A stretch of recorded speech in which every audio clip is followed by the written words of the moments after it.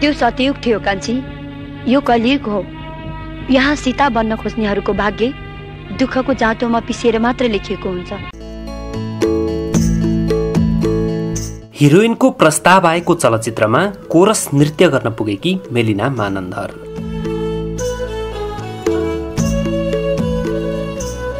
प्रकृतिले हरेक मानिसका लागि अलग अलग क्षमता दिएको हुन्छ। समय त्यही क्षमता अनुसारका अवसरहरू लिएर आउँछ, तर त्यस्ता अवसरहरू घरिघरि आउँदैनन्।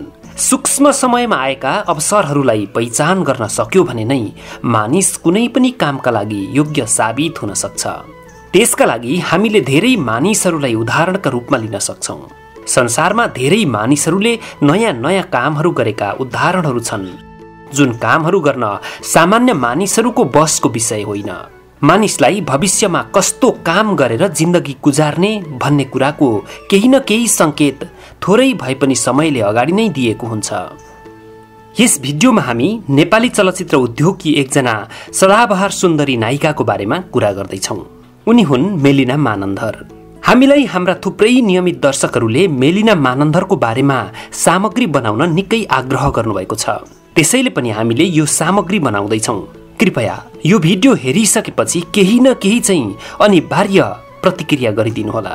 हामी तपाईहरूको प्रतिक्रियाको लागि नै यस्ता सामग्रीहरू बनाउने गर्छौँ। तपाईलाई मेलिना मानन्धरले अभिनय गरेको सबैभन्दा मनपर्ने चलचित्र कुन हो? तल कमेन्ट बक्समा अनिवार्य लेखिदिनुहोला। म तपाईलाई मन पराउँछु, म भित्रैदेखि मन पराउँछु। I love you, I love you, I love you.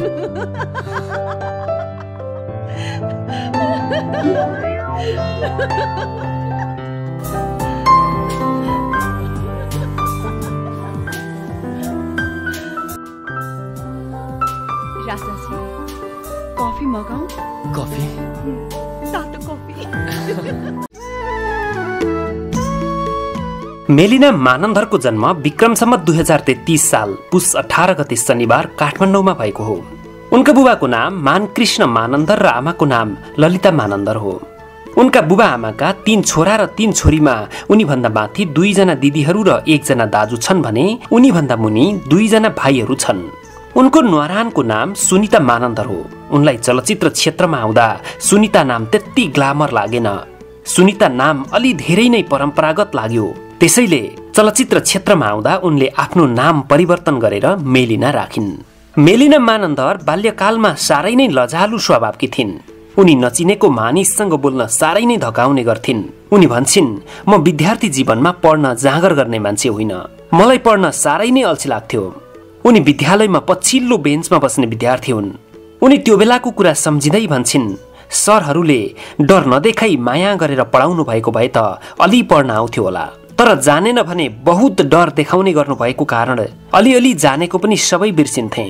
Melina मानन्धरलाई बाल्यकालमा गरेका सम्झिनु पर्ने बदमासी अथवा रमाइला कुनै पनि घटना छन् कि छैनन् भनेर प्रश्न गर्दा उनी भन्छिन्, त्यस्तो सम्झिनै पर्ने त कुनै पनि कुरा छैन, तर एक समय आमाको 100 रुपैयाँ पैसा चोरेको थिएँ, त्यो नै हो मैले बाल्यकालमा गरेको बदमासी भनेको, नत्र त म सोझी थिएँ, छटाई फटाई गर्न नै आउँदैन थियो।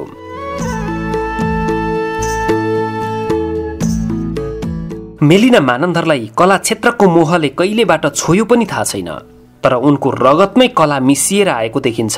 उनको लागि कलाकारिता वंशाणु गुण नै हो भन्दा पनि फरक पर्दैन। उनका हजुरबुबा उबेला राज दरबारमा सांस्कृतिक कार्यक्रमहरू गर्दा रहेछन्, नाच्ने गाउने र वाद्यवादनहरू बजाउने गर्दा रहेछन्। उनका बुबा मानकृष्ण मानन्धर उनको समयमा नाटकहरूमा काम गर्दा रहेछन्। उनले विभिन्न नाटकहरू गरेका रहेछन्, तर मेलिना मानन्धरका बुबा मेलिना मानन्धर 12-13 वर्षको हुँदा नै बिते। उनको बुबा 2045 सालमा बितेका हुन्। त्यसपछि आमा र दाजु दिदीहरूको अभिभावकत्वमा हुर्केकी हुन् मेलिना मानन्धर। पढाइमा भने त्यति राम्रो थिएनन् मेलिना। उनलाई बिस्तारै पढाइमा भन्दा पनि कला क्षेत्रतिर आकर्षण बढेर आयो। उनी नृत्य र अभिनय सिक्न चाहन्थिन्, तर उनको स्वभावका कारण आफूलाई मनमा लागेको रहर पनि फ्याट्टै भन्न सक्दिनथिन्। तर समयले बिस्तारै भाग्यसँग कुनै न कुनै बेला ठोक्काएरै छोड्छ। कुनै पनि व्यक्तिले त्यो मौका चाहिँ खेर जान दिनु हुँदैन। मेलिना मानन्धरको जीवनमा पनि त्यस्तै केही भयो। उनले आफ्नी अति नै मिल्ने साथीलाई आफ्नो इच्छाको बारेमा भनिन्। उनकी ती अत्यन्तै मिल्ने साथी तत्कालीन प्रतिष्ठानका सदस्य हरि श्रेष्ठकी छोरी थिइन्। ती साथीले उनका बारेमा आफ्ना बुबालाई सुनाइछिन्। त्यसपछि साथीको घरमा गएको बेला साथीका बुबा र मेलिनाको भेट भयो। हरिश्रेष्ठले उनलाई केही कुरा सोधे। प्रतिष्ठानमा निकै लामो काम गरेको अनुभव रहेका हरिश्रेष्ठले मेलिनामा भविष्यमा नेपाली चलचित्र उद्योगलाई चाहिने एउटा राम्रो कलाकार देखेकी क्या हो। उनले मेलिनालाई त्यति बेलाका एकदम सफल नृत्य निर्देशक तथा नेपाली चलचित्र उद्योगका अधिकांश हिरो हिरोइनका नृत्यका गुरु बसन्त श्रेष्ठकोमा लिएर गए। हरिश्रेष्ठले बसन्त श्रेष्ठलाई केही कुरा भने। उनले बसन्त श्रेष्ठसँग के कुरा भने त्यो सबै भने मेलिना मानन्दरलाई थाहा छैन। तर हरिश्रेष्ठले बसन्त श्रेष्ठकोमा मेलिना मानन्दरले नृत्य सिकेको पैसा भने तिर्नु नपर्ने बनाइदिए। बसन्त श्रेष्ठले पनि आफ्नै छोरी जस्तो गरेर राम्ररी सिकाउने काम गरे। मेलिना मानन्दर प्रति बसन्त श्रेष्ठले निकै मेहनत र समय पनि खर्च गरे। बसन्त श्रेष्ठको नृत्य सिकाउने ठाउँमा निर्देशक, कलाकार र निर्माताहरू कुनै नयाँ अनुहार देखिन्छ कि भनेर आइरहन्थे। त्यसमध्येमा भुवन केसी पनि थिए। भुवन केसी सपना चलचित्र बनाउन लागिरहेका थिए। सपना चलचित्रका निर्देशक थिए शम्भु प्रधान। भुवन केसीले बसन्त श्रेष्ठको नृत्य केन्द्रमा गएर निकै पटक मेलिना मानन्दरलाई उक्त चलचित्रका लागि हेरिसकेका थिए। उनले मेलिना मानन्दरसँग अनौपचारिक रूपमा सपना चलचित्रका लागि हिरोइन राख्ने कुरा पनि गरेका थिए। तर सम्झौता भने गरेनन्। बसन्त श्रेष्ठ चाहन्थे मेलिना मानन्दरलाई कुनै पनि चलचित्रका निर्देशक निर्माताले चलचित्रमा ल्याउन्। संयोगवश उक्त चलचित्रको नृत्य निर्देशन पनि बसन्त श्रेष्ठले नै गरेका थिए। एक दिन बसन्त श्रेष्ठले कोरस नृत्यको लागि विद्यार्थीहरू लिएर जाँदै गर्दा मेलिना मानन्दरलाई पनि हिँड केही नयाँ कुरा सिक्न पाइन्छ भने। मेलिनालाई पनि केही नयाँ सिक्नु थियो। उनी पनि पछि लागिन्। सुटिङ स्पोटमा पुगेपछि थाहा भयो त्यही चलचित्र पो रहेछ जसको लागि भुवन केसीले कुरा गरेका थिए। अनौपचारिक रूपमा हिरोइनका लागि कुरा गरेको चलचित्रमा कोरस नृत्यका लागि पुगेकोमा उनलाई मनमा नै हाँस उठ्यो। तर त्यति बेला भने उनले कसैलाई पनि उक्त कुरा भनिनन्। उक्त चलचित्रमा शिव श्रेष्ठ र भुवन केसीले हिरोको भूमिकामा काम गरेका छन् भने करिश्मा मानन्दर र क्रिस्टी मैनालीले हिरोइनका रूपमा काम गरेका छन्। मेलिना मानन्दर त्यति बेला चलचित्र सम्बन्धी पुरै अबोध थिइन्। उनलाई केही पनि थाहा थिएन। अरूले कसो कसो गर्छन् राम्रो ख्याल गर्थिन्। निर्देशक, नृत्य निर्देशकहरूले भनेको कुरा राम्रोसँग मान्थिन् र काम सकेपछि फेरि एकदमै ज्ञानी भएर बस्थिन्। उनको त्यो भोलापनले निर्देशक र निर्माताहरूलाई प्रभाव पारेछ। त्यसरी प्रभावित हुने निर्देशकहरूमा एक थिए त्यति बेलाका सफल निर्देशक दीपक रायमाझी।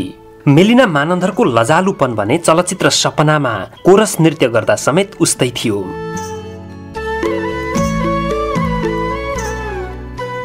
दीपक रायमाझी प्रियसी चलचित्रको निर्देशन गर्न लागिरहेका थिए। रामजी श्रेष्ठको निर्माण रहेको उक्त चलचित्रको लागि कथा पनि दीपक रायमाझीकै थियो। मोहन निरौलाले पटकथा र संवाद तयार पारेका थिए भने बसन्त श्रेष्ठले नै नृत्य निर्देशन पनि गरेका थिए। हुन त मेलिना मानन्दरलाई त्यति चाँडै नै हिरोइनको भूमिकामा काम गर्न पाउँछु भन्ने त लागेको थिएन। तर प्रियसी चलचित्रका लागि दीपक रायमाझीले उनलाई प्रस्ताव राखे। उनलाई उक्त चलचित्रको लागि प्रस्ताव आउँदा मनमा एकैपटक दुईवटा कुरा आएका थिए। एउटा भने चलचित्रमा हिरोइनको भूमिका पाएकोमा खुसी र अर्को भने कसरी गर्ने भन्ने डर। किनकि उनीसँग कुनै पनि अनुभव र ज्ञान थिएन। मेलिना मानन्दर चलचित्रमा अनुबन्धित भइन्। हिरोको रूपमा थिए किरण प्रताप केसी।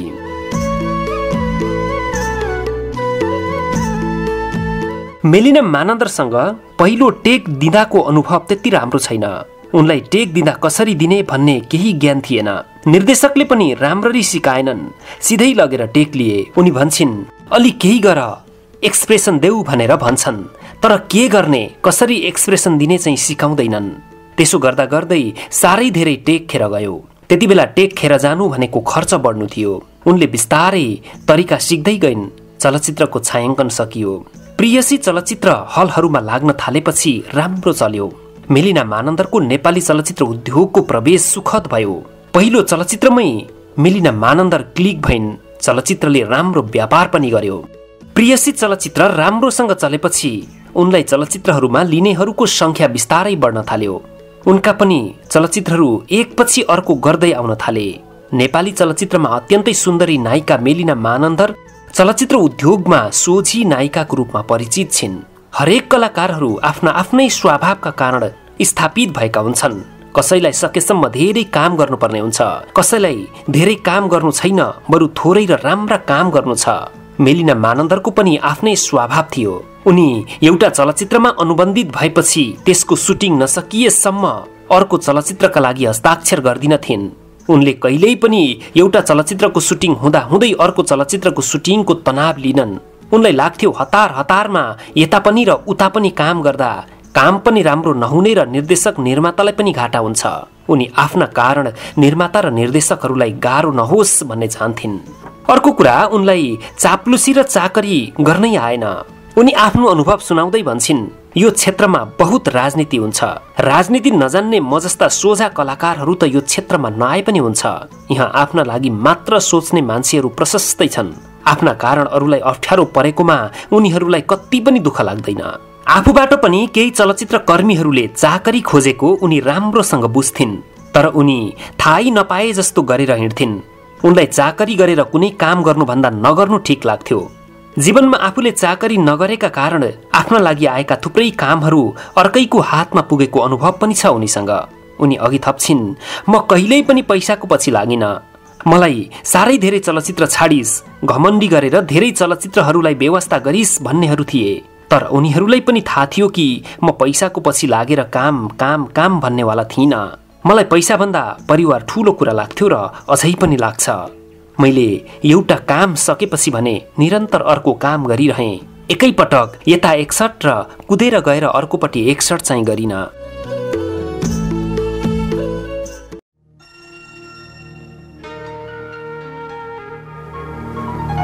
एउटा कुरा थाहा छ तपाईँलाई? हाम्रो आमाले भन्नुभएको, जुठो खायो भने नि माया प्रीति बढ्छ रे।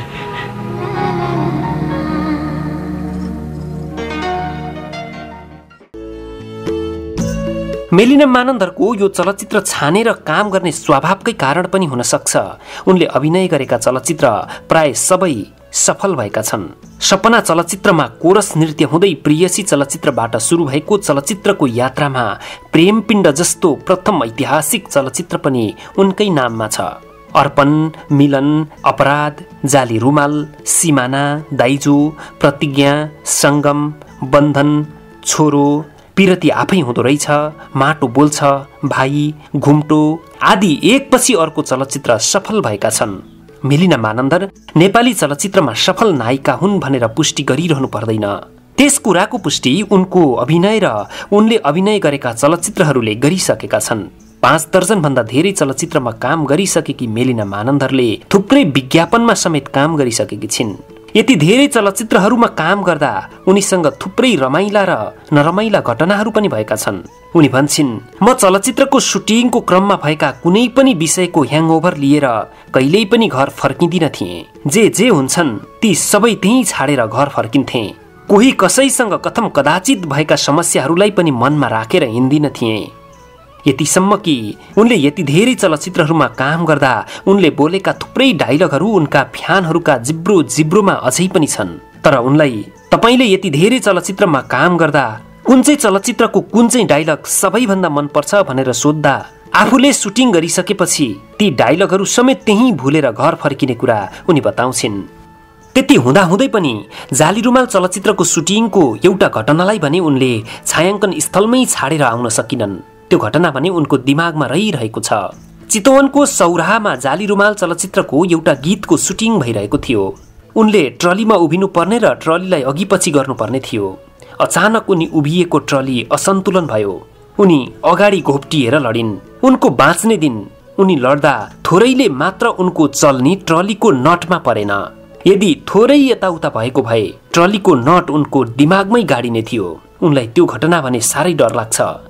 अर्को रमाइलो कुरा चाहिँ उनले सुनेकी थिइन् राजेश हमालले हिरोइनलाई बोक्नु पर्ने दृश्यको सुटिङमा निर्देशकले कट भनेपछि 1-2 पटक हिरोइनलाई छट्टै छाडिदिएका थिए। 1-2 पटक त्यो घटना करिश्मा मानन्दरले भोगेको कुरा नेपाली चलचित्र क्षेत्रमा राम्रै चर्चाको विषय पनि बनेको थियो। मेलिनाले भने राजेश हमालले उनलाई बोक्नुपर्ने दृश्यमा 1-2 पटक निर्देशकले कट भन्दा पनि झुन्डेकै गरेकी छिन्।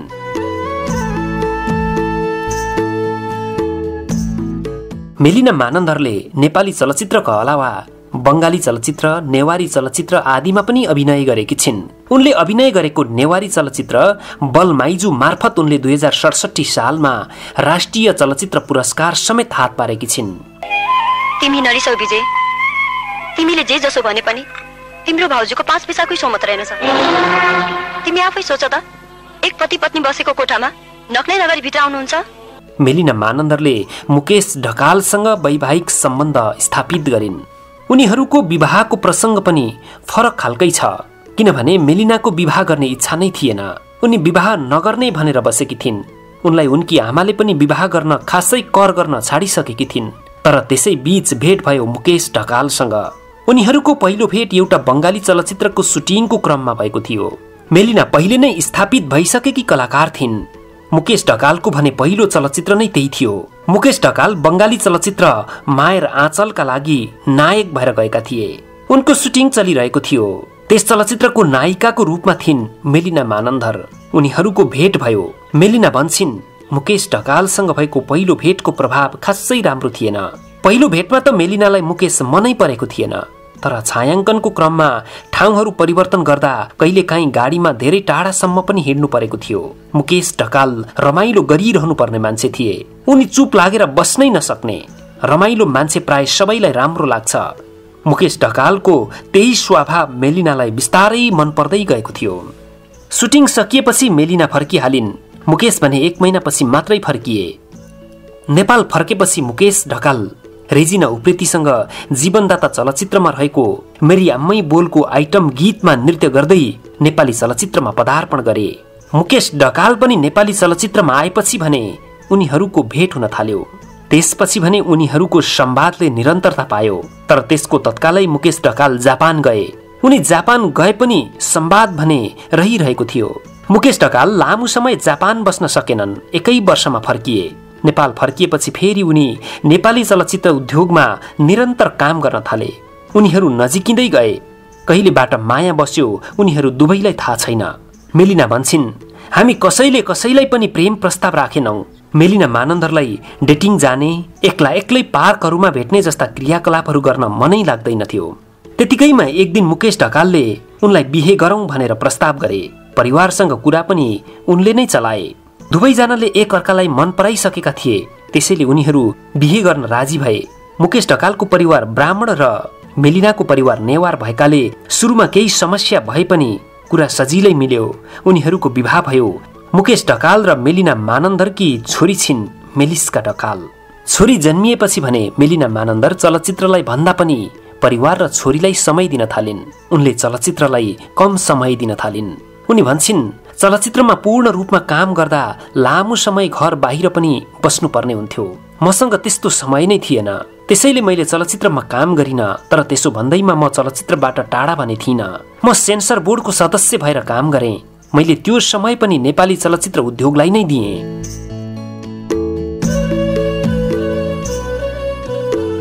– 2072 सालमा मुकेश ढकाल अमेरिका हानिए। मेलिना मानन्दर चाहदिन थिइन् नेपाल छोडेर अरू देश जाउँ। मुकेश ढकाल गएपछि पनि उनी नेपाल नै बसिरहिन्। नेपाली चलचित्रमै काम गरिरहिन्। मुकेश ढकाल वर्षमा 1 पटक नेपाल आउने जाने गरिरहे। 2076 सालको मध्यतिरबाट भने मेलिना पनि आफ्ना पति र छोरीसँगै अमेरिका पुगिन्। जीवनमा कहिल्यै पनि नआत्तिने मेलिना कला क्षेत्रमा आफूलाई आफ्नी ठूली दिदीको महत्त्वपूर्ण साथ रहेको बताउँछिन्। आफूलाई चलचित्र क्षेत्रमा ल्याउनका लागि तत्कालीन प्रतिष्ठानका सदस्य हरि श्रेष्ठ र तत्कालीन नृत्य निर्देशक वसन्त श्रेष्ठको साह्रै ठूलो देन रहेको कुरा उनी खुलेर बताउँछिन्। अब भने मुकेश ढकाल र मेलिना मानन्दरको इच्छा छ राम्रो चलचित्र निर्माण गर्ने। पात्रले सुहायो भने आफै अभिनय पनि गर्ने। मेलिनाको अर्को सपना पनि छ। छोरी मेलिस्काको अहिले जसरी नै कला क्षेत्रप्रति रहर बढेर गयो भने नेपाली चलचित्र क्षेत्रमा नै स्थापित गराउने हामी कामना गर्छौं। नेपाली चलचित्रकी सदाबहार सुन्दरी नायिका मेलिना मानन्दरका यी सबै सपनाहरू पूरा हुन्।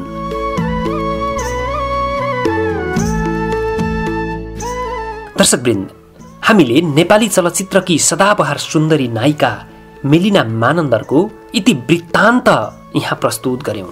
उनी कसरी नेपाली चलचित्र उद्योगमा आइन्, कसरी स्थापित भइन्, उनले कुन कुन चलचित्रहरू खेलिन् आदि कुरा यहाँ प्रस्तुत गर्यौं।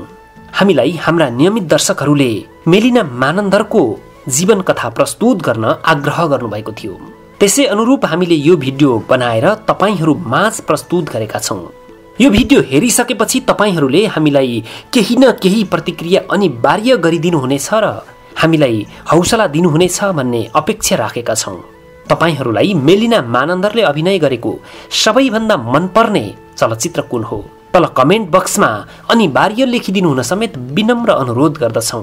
तपाईहरू मेलिना मानन्दरलाई माया गर्नुहुन्छ, मेलिना मानन्दरका चलचित्रहरू मन पराउनुहुन्छ, उनको कला मन पराउनुहुन्छ भने तपाईहरूले यो भिडियोलाई अनिवार्य लाइक र शेयर पनि गर्नुहुनेछ भन्ने हामीले विश्वास राखेका छौं। यो भिडियोलाई अन्तिमसम्म हेरिदिनु भएकोमा तपाईहरूलाई धेरै धेरै धन्यवाद। हवस् त, नमस्कार।